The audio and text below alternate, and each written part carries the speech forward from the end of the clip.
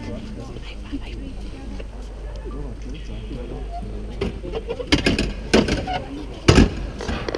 so welcome to Old Trafford.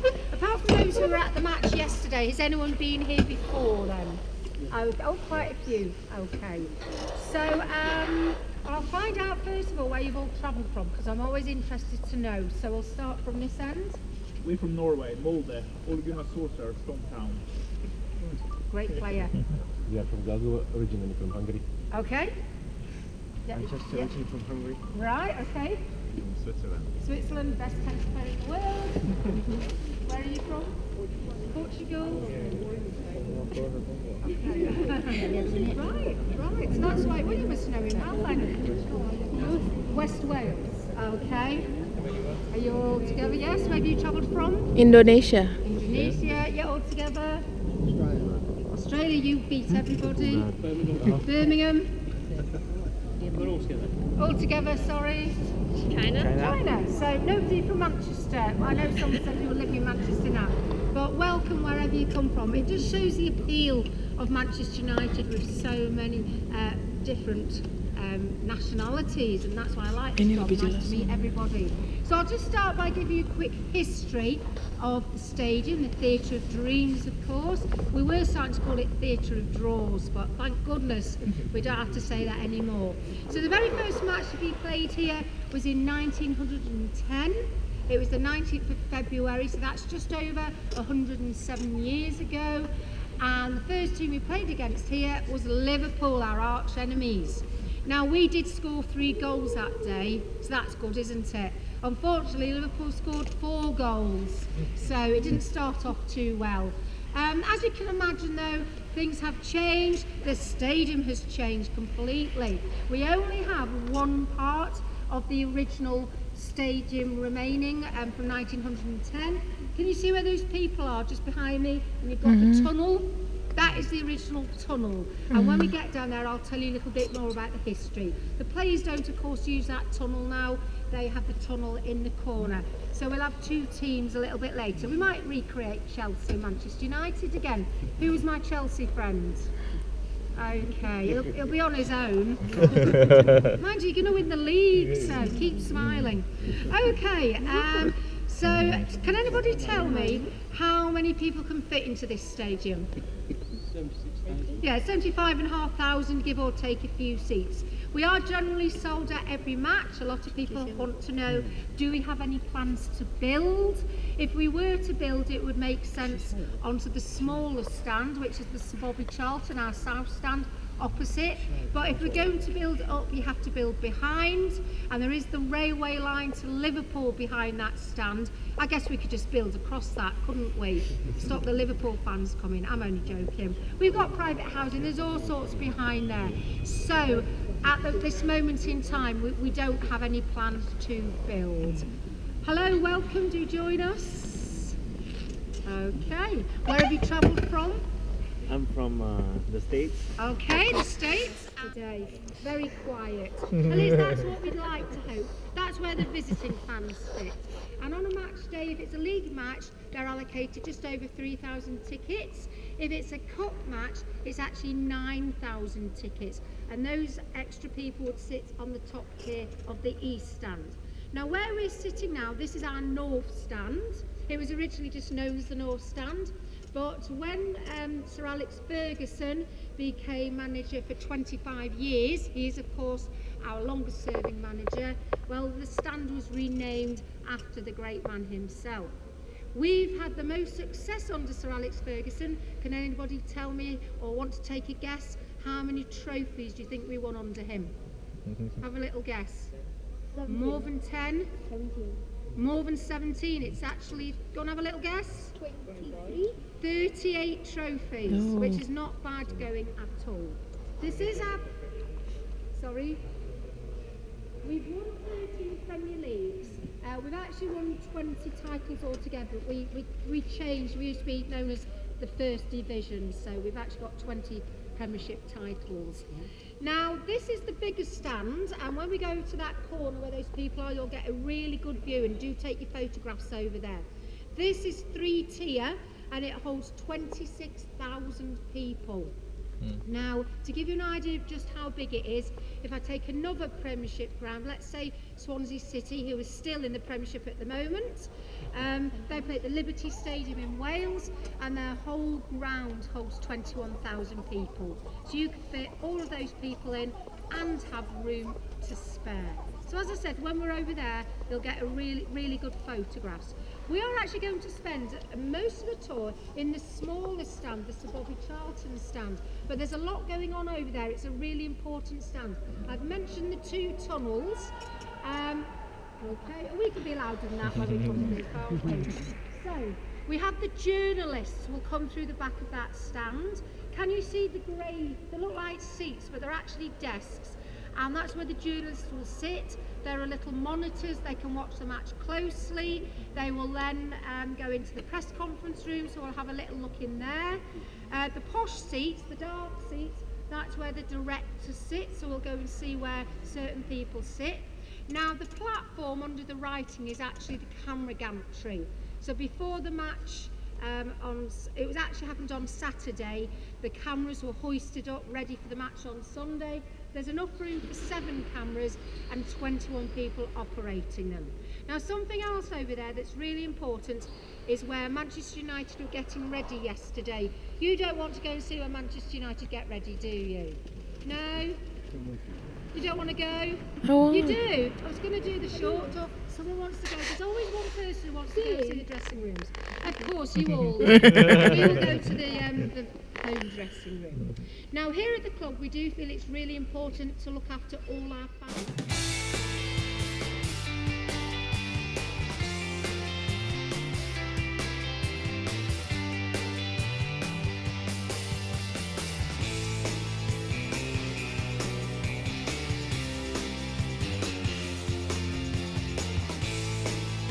Ruangan kostum ya.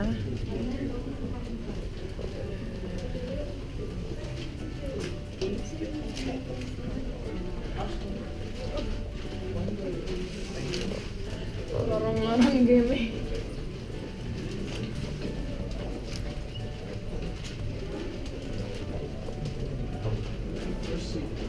Rapi-rapi ya.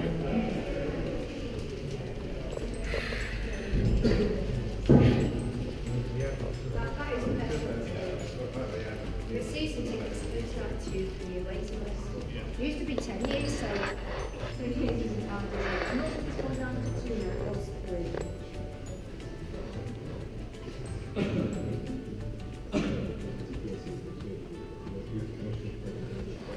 As we walk down here, you'll notice these manhole covers. There's a reason for you to these out. I don't think why is this mad lady showing these grids. And when we get out, we can take the photos and I'll explain what these are for, because there is a reason. So come this way.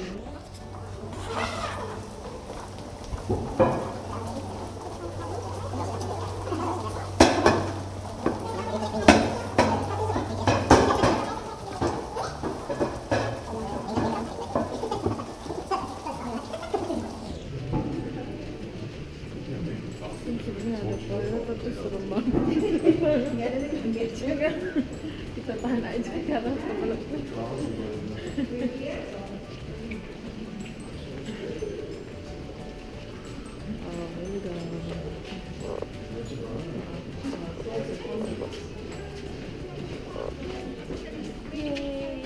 kita berada di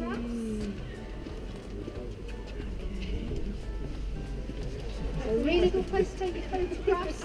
If you could just move down and then it is one of the ones they can actually plug in a terminal under their chair, and then they can listen to internal commentary of the match.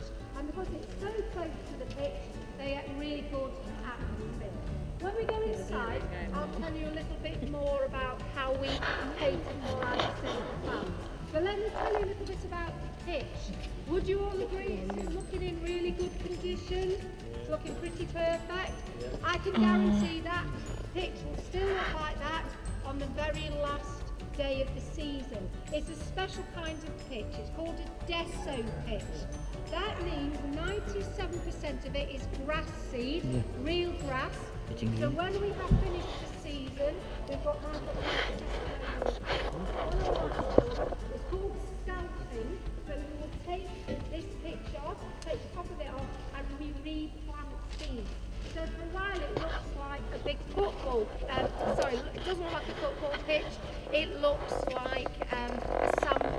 I'm just worried about you falling off on my first day, not really.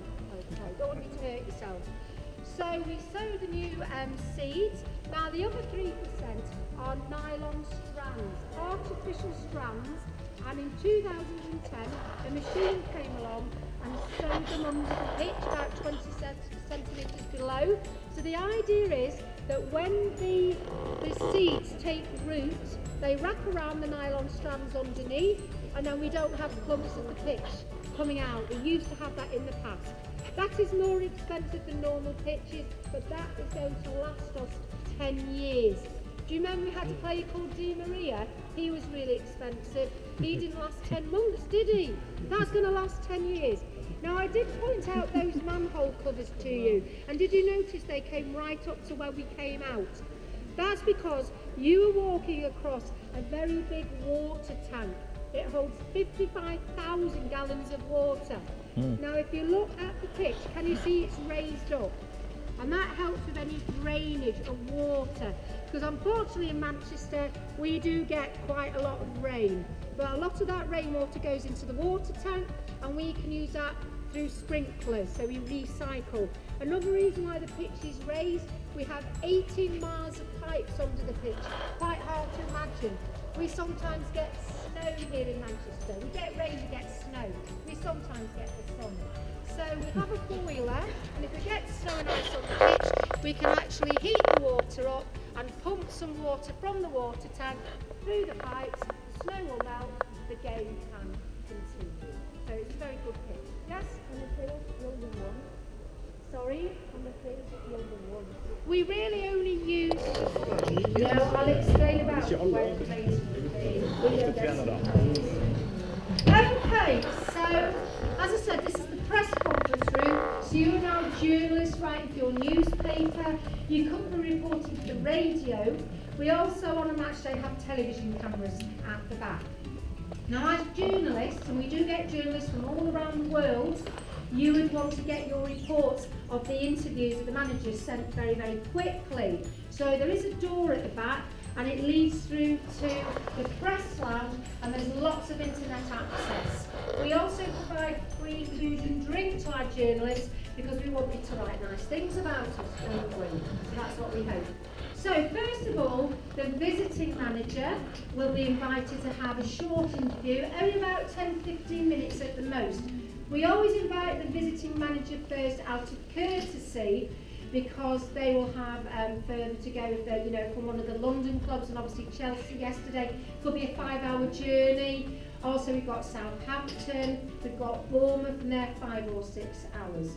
Once the visiting manager is gone, then we would have the home manager, obviously Jose Mourinho, and again it's just a 10-15 minute interview. Most journalists nowadays, they just put recording devices on here, and then they go off and listen and write the report. There are little desks here, little tables, so if you've got your laptop computer or anything, you could pop that on there. So that is the only thing that the press conference room is now used for, but this is actually a room full of history, because in the past new players used to be signed here. The reason why new players do not sign here anymore is we've outgrown this room because we're such a big club. You can get just less than 70 journalists in here, and when Mata signed there were about 200 journalists. So what happens now is that the new players, they are unveiled up at the Aon Training Centre, which is in an area of Manchester, Carrington. It's only about 10 minutes up the motorway, and there's a much bigger press suite there. It can be done there. Right, we like to keep them on their toes, don't we? Certainly I do on my tours. Iya, jatuhnya dia. Lu mau daftar? Ada namanya? I'll explain. I'll just let everyone sit down. Okay. So have a little look in there. Iya. Istrinya Edward. Kita kawin sama pemain bola nih, boleh jadi teman-teman. Manajernya gitu. Manajer apa transfer? If I can ask the back row, when you've had a little look, if you can sit down, then people coming along can have a little peek. And then take a seat when you're ready.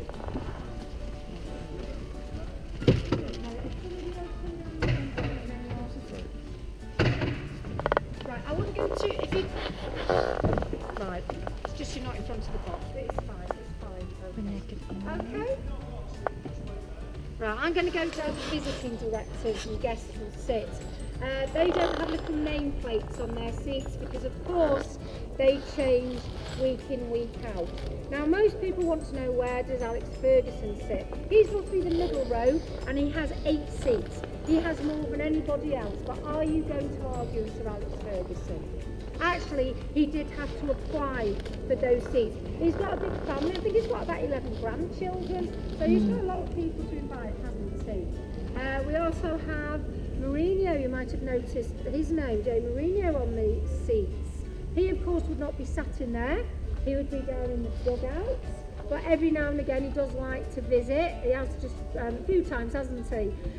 But again, it allows him to invite friends and family. And we've got 240 chairs going all the way around for those guests. Now at the start of the tour, I pointed to the camera gantry. Do you remember the white platform? We're just underneath it now. You might wonder, how do the people operating those cameras get up there? There is a room behind, and then there's a corridor, a closed-in corridor, and they walk along, and they're just going through the corner there. Now you might wonder where the studios, where the commentators are. So if you look this way, can you see those 3 windows sticking out? The nearest one, that will be for whoever's televising the match. It could be BT Sports, yesterday was Sky Sports. The middle one is for MUTV. And the brickwork one, that is now not used as a studio, that can just be hired privately. Talking of private boxes, if you look all the way around the middle, can you see those windows? We have 155 private boxes. Over the years, we've had players who have had private boxes. Most of them are corporately owned. Wayne Rooney and his family, Colin and the boys, they used to have a box. Can you see where it says 227? Just over there. And when he used to score a goal, he used to run down to that corner where the visiting fans are sitting. So people used to think he was winding up the visiting fans. Wayne Rooney would never do anything like that, would he? Of course not. He was actually celebrating with his family. He now actually has his box round in the Stretford end, and when he scores a goal, he runs down to that corner because Colin and the boys are up there. Most players do actually run down to the corner there because see the plastic seats by the tunnel? That's where the wags sit, the wives and the girlfriends. So they have a little celebration with their family. Right, I think some of you wanted to go to see the home dressing room, didn't you? And there's me thinking I could have a coffee and put my feet up. Okay, come on, let's go this way. Okay. This way, this way. Oh, that's it.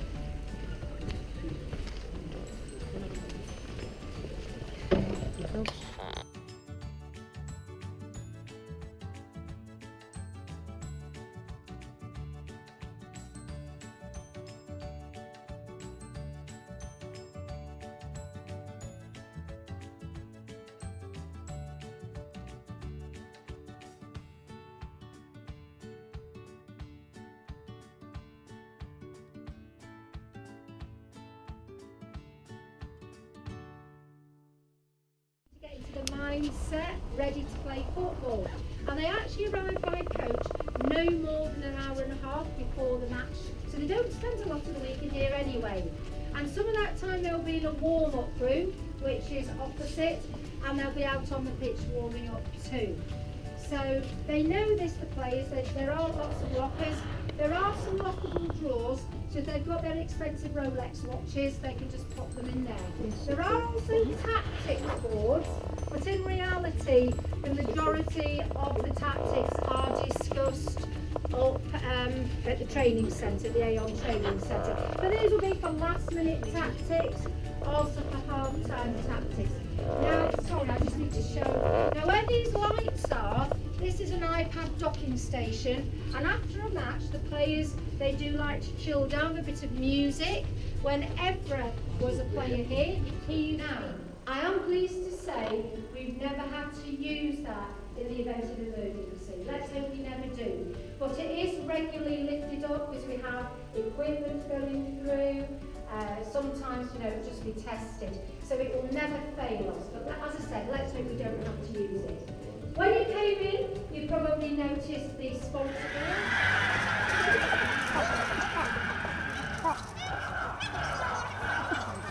board.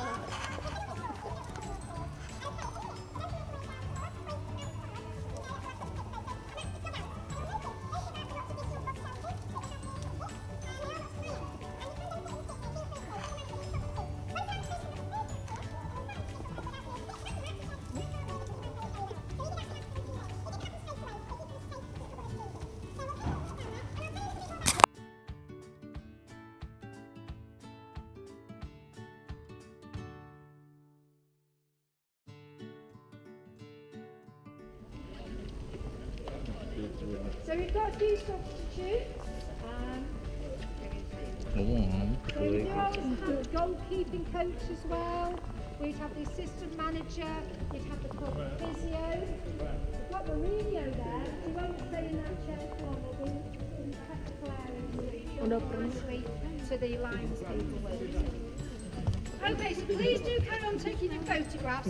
I'm just going to tell you about this plaque. This was laid down in 2010 and it says OT 100 years of Old Trafford. So this was put down to celebrate 100 years of football being played here.